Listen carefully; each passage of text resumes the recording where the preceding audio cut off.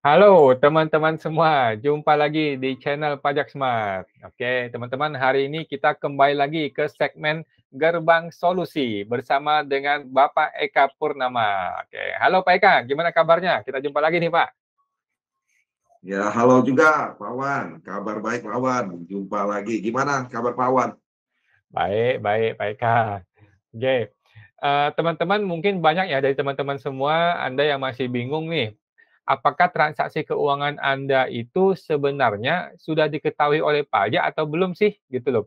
Ada orang yang dapat isu, "Oh sudah tahu nih, bank sudah diketahui oleh pajak." Ada yang bilang, "Oh pajak nggak tahu, sebagian nggak tahu," gitu. Jadi mana sih yang benar nih? Supaya teman-teman nggak bingung nih ya, kita langsung aja tanya ke Pak Eka, gitu. Nah baik Pak Eka, jadi detailnya gimana nih Pak Eka? Topik yang mau dibahas hari ini tuh gimana detailnya?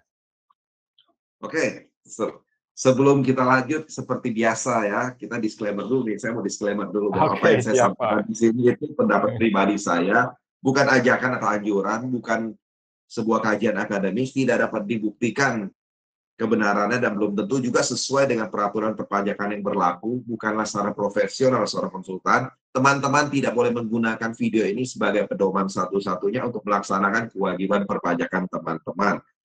Jadi kalau teman-teman ingin mengetahui lebih spesifik lagi tentang permasalahan perpajakan teman-teman, teman-teman mohon konsultasikan dengan konsultan pajak teman-teman masing-masing atau AR teman-teman di kantor pajak. Ya, jadi hari ini kita mau membahas mengenai indikator transaksi keuangan mencurigakan terkait tindak pidana di bidang perpajakan. Jadi pada awal Januari 2021 tuh PPATK mengeluarkan surat edaran tuh nomor 2 tahun 2021 bagi setiap penyedia jasa keuangan untuk melaporkan transaksi keuangan yang mencurigakan. Jadi hari ini kita akan sharing nih tentang apa itu transaksi keuangan mencurigakan, dan juga ada surat edaran juga nomor 6 tahun 2021 tentang bagaimana cara Bank Umum melaporkan transaksi ke PPATK. Oke, oke Pak, tunggu sebentar.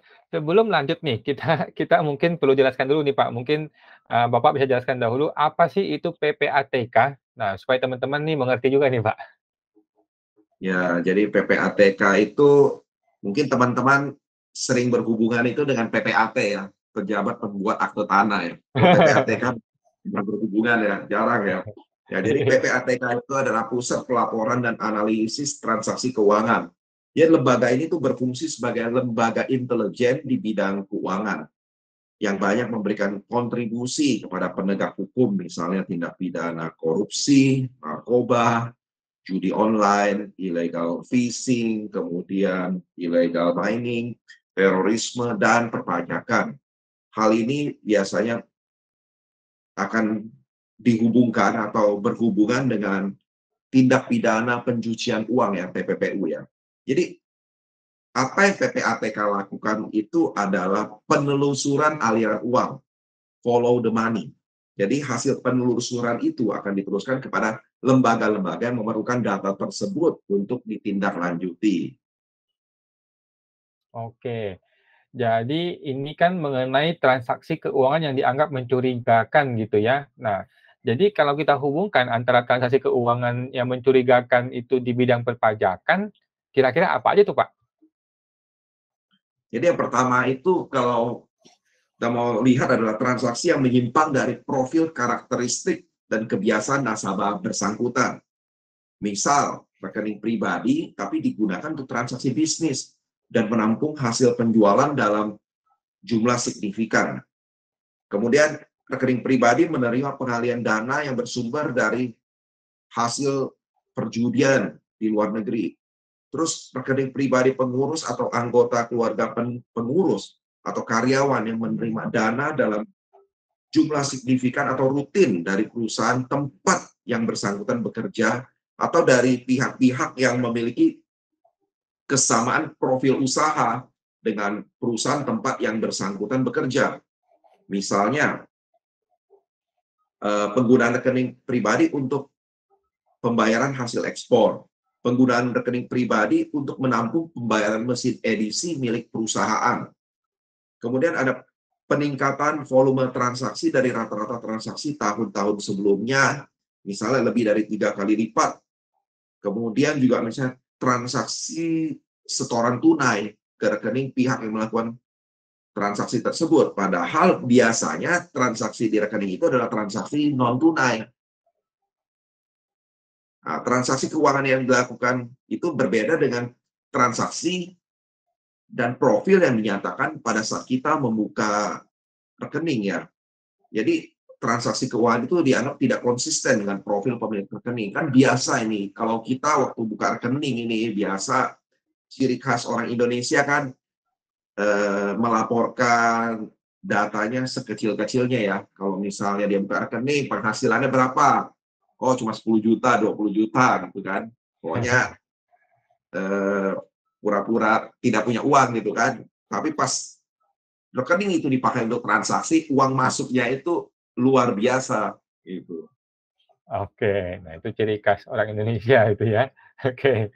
Nah, tadi kan Bapak ada menjelaskan banyak sekali jenis transaksi-transaksi keuangan gitu, Pak. Jadi dari transaksi-transaksi ini kan ada banyak ini, yang mana saja sih yang dilaporkan ke PPATK? Kalau di surat edarannya sebenarnya cuma 3 jenis transaksi yang dilaporkan. Pertama, transaksi keuangan mencurigakan. Transaksi keuangan mencurigakan ini tidak melihat nilai jumlah ya, tidak melihat nilai jumlah. Kalau dirasa mencurigakan maka akan dilaporkan. Kemudian transaksi keuangan tunai dalam jumlah minimal 500 juta dalam mata uang rupiah atau mata uang asing yang setara nilainya yang dilakukan baik satu kali transaksi maupun beberapa kali transaksi dalam satu hari. Dan yang terakhir itu transaksi keuangan transfer dana dari dan ke luar negeri. Itu tiga jenis transaksi itu saja sih yang dilaporkan. Nah, jadi transaksi kemudian contohnya seperti apa nih? Contoh misalnya ya transaksi store tunai kan biasa kan sekarang ini zamannya kembali ke zaman Flintstone ya, kembali pakai pakai uang tunai semua kan transaksi kan. Penyetoran tunai, kemudian penarikan tunai, pemindah bukuan. Nah, kalau ini pemindah bukuan sudah pasti dilaporkan. Kemudian ada transfer keluar atau masuk dalam negeri maupun luar negeri. Jadi semua transfer-transfer itu pasti akan dilaporkan ya PPLTK.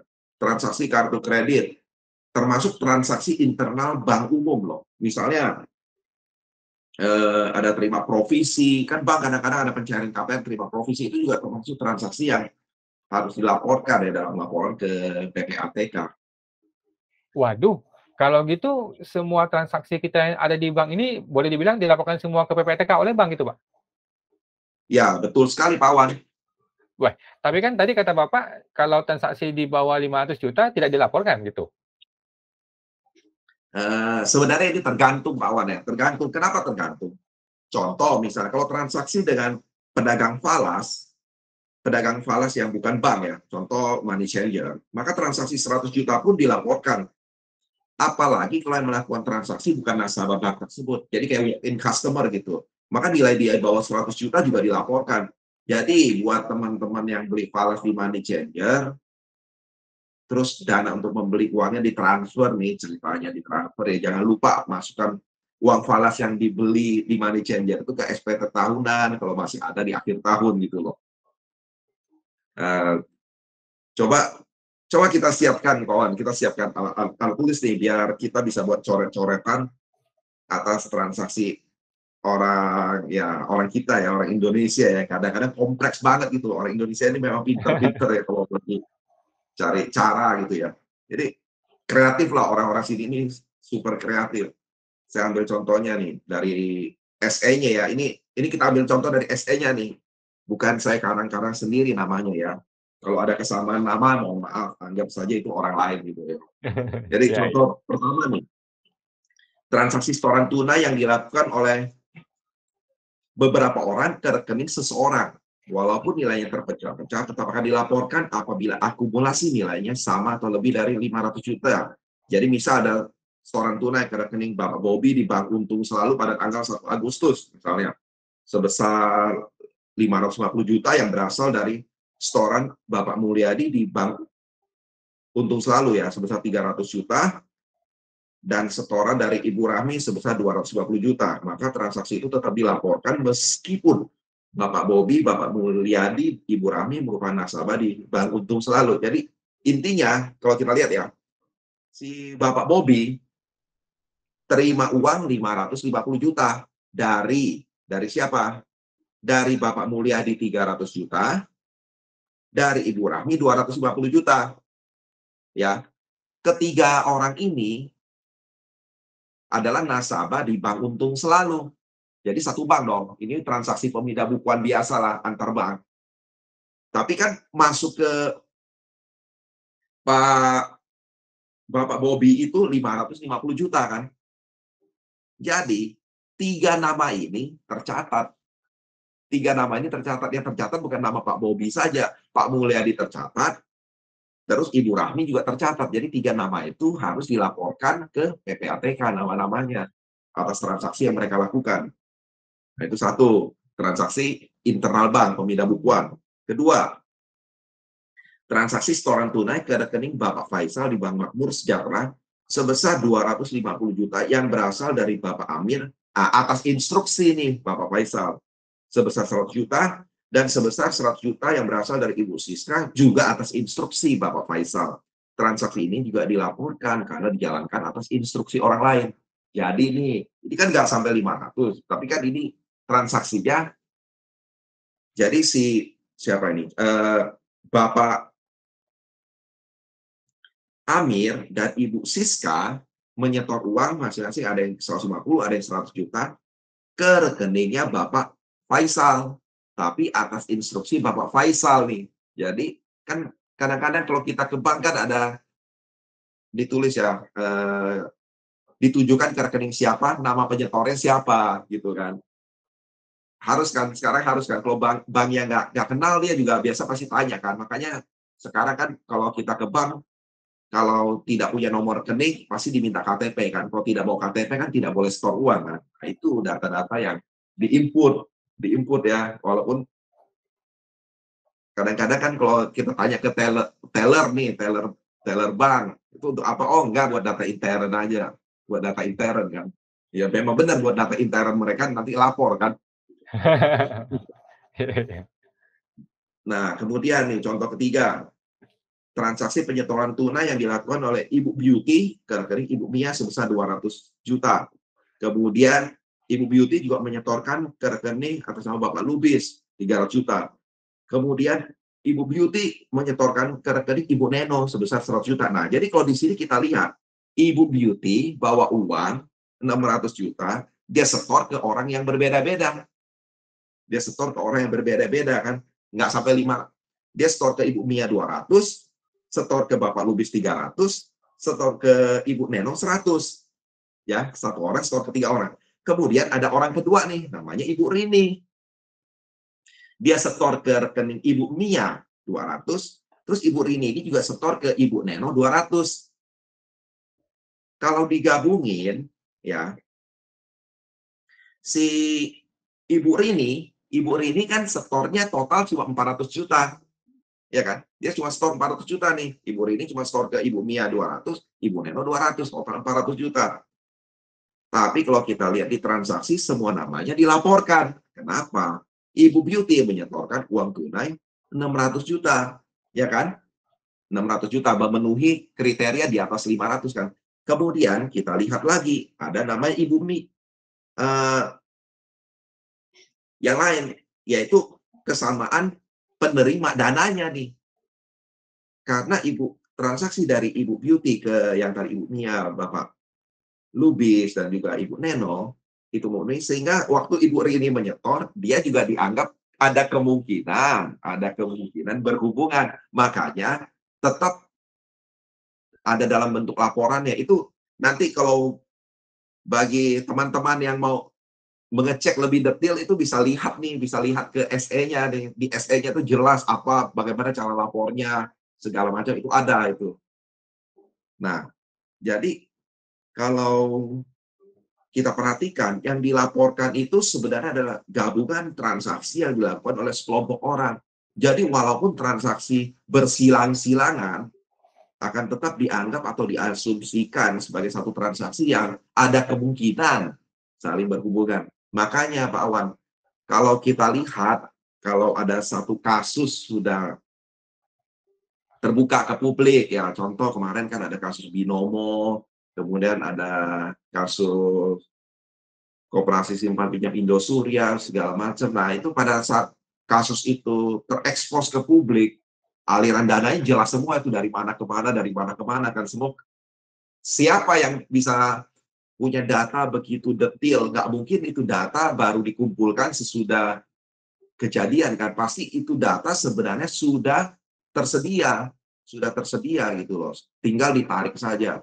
Bahkan eh, di salah satu podcast yang pernah saya dengar juga itu waktu mewawancarai kepala PPATK itu dikatakan bahwa itu dari jawaban kepala PPATK menyatakan bahwa dalam satu hari PPATK itu menerima data hampir 50.000 satu hari, 50.000 data yang mencurigakan, ada indikasi untuk pencucian uang dan lain-lain. Nah ini begitu Pak Wan. Jadi ya sebenarnya tanpa kita sadari mungkin saja transaksi kita sehari-hari lewat lembaga keuangan itu sudah dilaporkan gitu loh oleh bank ke PPATK, dan nanti PPATK akan meneruskan ke lembaga yang memerlukan, salah satunya adalah Dirjen Pajak.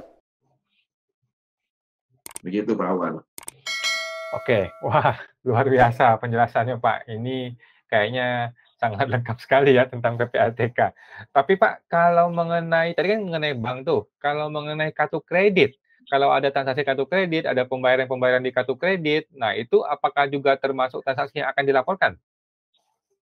Nah, kalau transaksi kartu kredit, pembayaran kartu kredit lewat bank, itu malah saya baca di SE-nya itu dilaporkan tanpa ada nilai minimal transaksi itu, Pak Wan. Waduh, Jadi benar berapapun nilainya dilaporkan. Jadi kalau saya lihat sih, apalagi kan sebenarnya kalau hutang itu tidak termasuk salah satu unsur kerahasiaan perbankan ya. Yang kerahasiaan perbankan itu kan cuma simpanan kita di bank, tapi itu pun untuk keperluan perpajakan boleh dibuka.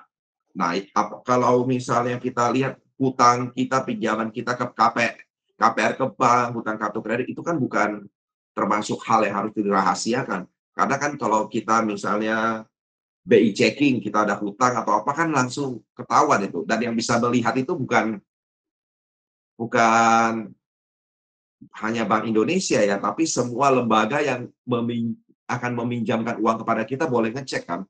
Leasing, bank, semua itu boleh boleh ngecek data itu. Jadi kalau kita punya hutang itu udah bukan rahasia gitu loh. Untuk di-share datanya ke pihak yang mau meminjamkan uang kepada kita. oke, luar biasa informasinya hari ini Pak Eka. Oke, mudah-mudahan teman-teman yang habis nonton ini menjadi sadar ya, bukannya malah menjadi takut ya gara-gara ini ya. Mudah-mudahan lebih sadar untuk, masalah perbankan dan kartu kredit ini. Oke, buat teman-teman yang namanya Pak Bobi, Pak Mulyani, Bu Rahma, Pak Amir, tolong ya jangan tersinggung ya, itu cuma nama kiasan saja teman-teman ya. Mungkin ada Bu Rini, ada Bu Beauty, Bu Mia tadi disebutkan, itu bukan Anda teman-teman, bukan Anda, itu cuma contoh dari Pak Eka.